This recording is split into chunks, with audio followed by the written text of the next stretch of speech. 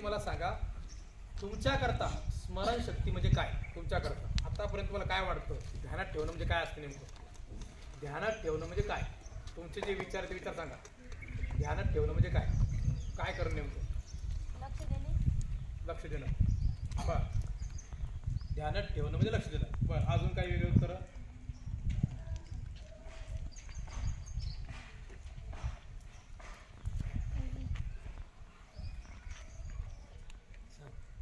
बर, हे ऐका, ते मी काही बोललोच नाही. अजून सांगा वेगळं.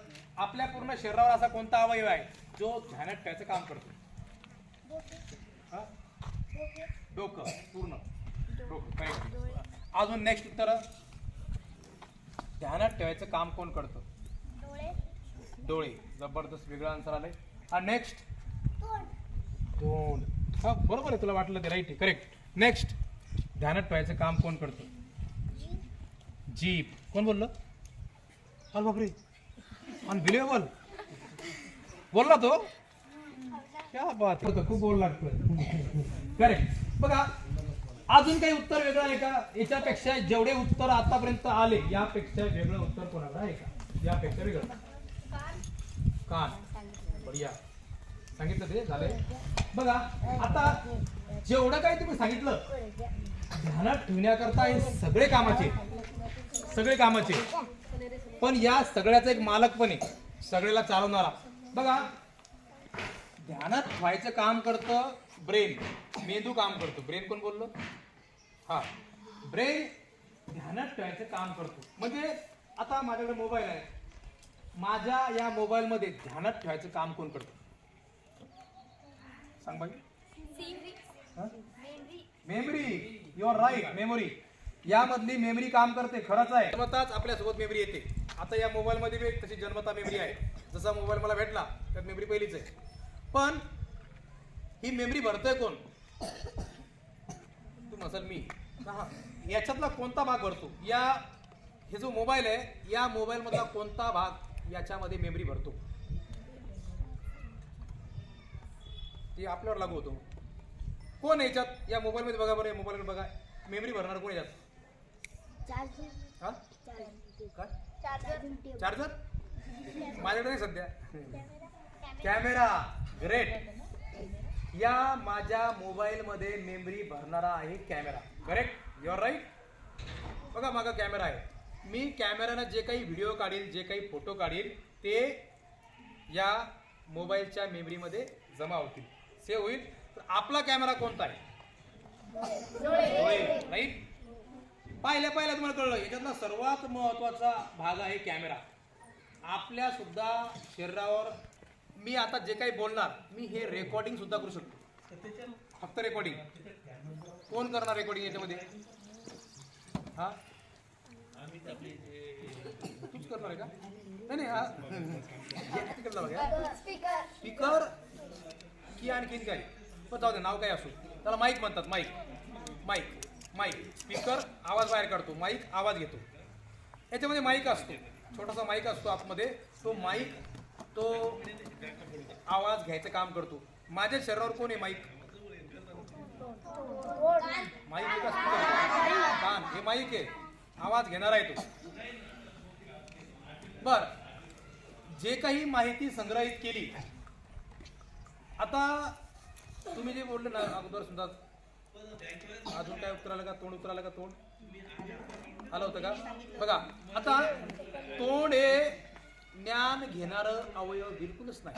ज्ञान देणारं अवयव ते ज्ञान घेत नाहीये, आणि ते माहिती संग्रहित सुद्धा करत नाही. माहिती बाहेर स्प्रेड करतं, माहिती पसरवतं. आता तुम्हाला जर खरोखर तुमच्या स्मरणशक्तीचा योग्य वापर करायचा असेल तर तुम्हाला डोळ्याचा वापर करणं आला पाहिजे. हा, डोळ्याचा वापर निसर्गतः जन्मताच आपले डोळे उघडे असतात माणसाचे, वापर व्यवस्थित होत नाही. डोळे आणि मेंदू याचा संगम झाला लागतो, तर तुमच्या मेमरीला फायदा होतो.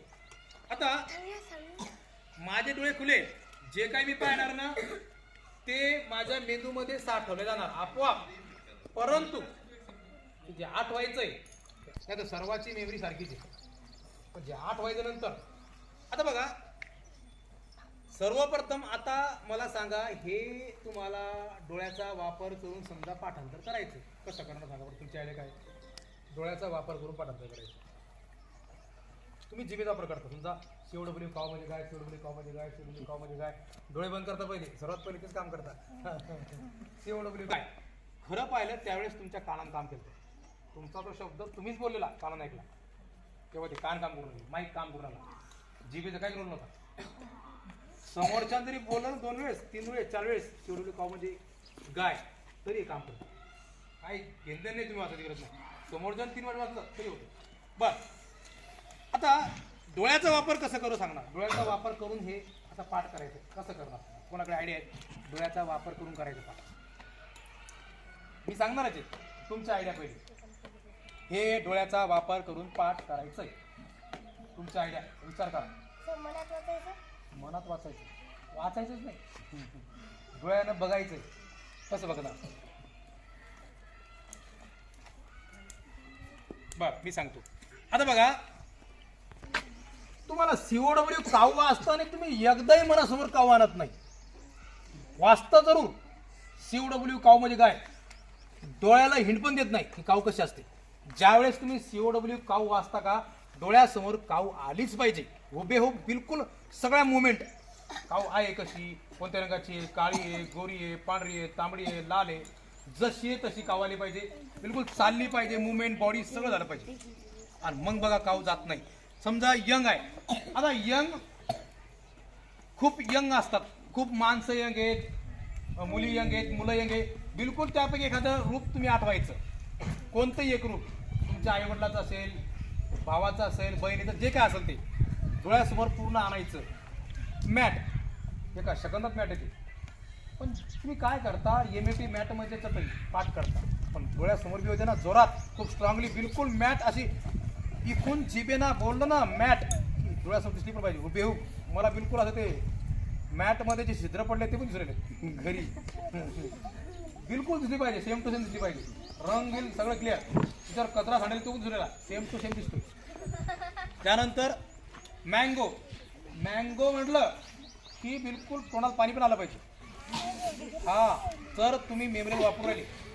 डोळ्यासमोर बिलकुल मँगो. मला आता सध्या मँगो जो दिसतो ना, हिरवा मँगो आहे, त्याला वरी एकदम देठ आहे, वरी काळी लटकेले, एकदम जबरदस्त मँगो दिसतोय. खाली शेंडा एकदम वाकडा आहे खाली त्या मँगोला, शेवटी जो काही एंडिंग होतं ना. आणि मला त्या मँगोचा वास येऊ राहिला आणि त्या वासामुळं तोंडात पाणी पण येऊ राहिलं. आणि बिलकुल मला फील होतं लगेच की आता मी स्लाइस करतोय, हा स्लाइस करून मीठ टाकायचंय. सगळं फील होतं, सगळं आवडंबर फील होतं पूर्ण. एवढं करावं लागतं. आणि याचा तुम्ही रोज सराव करावा लागतो, रोज सराव करावा लागतो. असंच पाठ करायचं. आणि एक वेळेस अशी वेळ येईल की तुम्हाला विचार करायचं काम नाही, आपाप तसं होईल. एकदा तुम्ही म्हणले ट्री, ट्री म्हणल्याबरोबर डोळ्यासमोर ट्री येतील आणि अनेक प्रकारचे येतील. बाई, तुझं नाव काय? तुझं नाव तर सृष्टी आहे. सृष्टीमध्ये सर्व काय आहे, बरोबर आहे. या सृष्टीतल्या प्रत्येक गोष्टी बघायच्या. समजा झाड आहे, इकडे फुलं आहे, पानं आहे, माणसं आहे, जनावर आहेत, सगळे आहे. सृष्टी, तुला हे सगळ्या सृष्टीमधल्या गोष्टी बघायच्या. तुला भूक लागली का? आता हे का स्पेशल पिन पॉइंट का केलं, ज्यावेळेस मी सांगत होतो सगळ्यांचं ध्यान होतं, फक्त सृष्टीचं नव्हतं. सृष्टी मस्त एन्जॉय करू लागली, तिच्या मनात चालू होतं काय चालू होतं ते मला समजत होतं. आता माझी स्वतःची सायकोलॉजी पण खूप चांगली आहे, याच्यामुळे झाली. खूप बारीक विचार करावा लागतो त्यावेळेस ते घडतो. बरं, आता हा विषय खूप लंबा चालणार, तो वेळ काढावा लागतो, मॅनेज करावा लागतो. या ठिकाणी मला हे खरोखर सगळं मॅनेज करायचं काम नाही पडलं. मला तेवढं एक करण्याकरता प्रोत्साहन भेटलं, मला स्वतःला सुद्धा प्रोत्साहन भेटलं. आणि आज मला या ठिकाणी खूप दिवसानंतर खूप आनंद झाला. आता असा आनंद मला 3 वर्षापूर्वी झाला होता की मला हे सांगताना आनंद उरायला की हे ज्ञान मला मुलापर्यंत पोहोचवायचंय, मनापासून मला खरंच पोहोचवायचंय. परंतु काय होतं, या पोहोचवण्यामध्ये माझं ज्ञान भयंकर आहे, मी ते करू बी शकतो, परंतु मधात काही अडचणी येतात, त्या अडचणी काय असतात जे मी करू शकतो.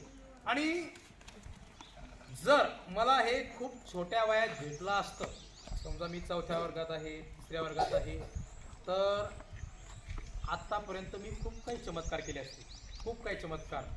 आणि हे एकदम प्युअर नॉलेज आहे, परंतु हे नॉलेज पोहोचवण्याकरता ज्या अडचणी येतात त्या अडचणीच खूप मोठ्या आहेत. आता मी जगापर्यंत नॉलेज पोहोचू कसं पोहोचू, मला इच्छा खूप स्ट्रॉंग आहे, नेऊ कसं, खूप वेळ लागतो. छोट्या गोष्टी आहेत, चिल्लर गोष्टी आहेत, होणाऱ्या गोष्टी आहेत, पण तरी मला वेळ लागतो.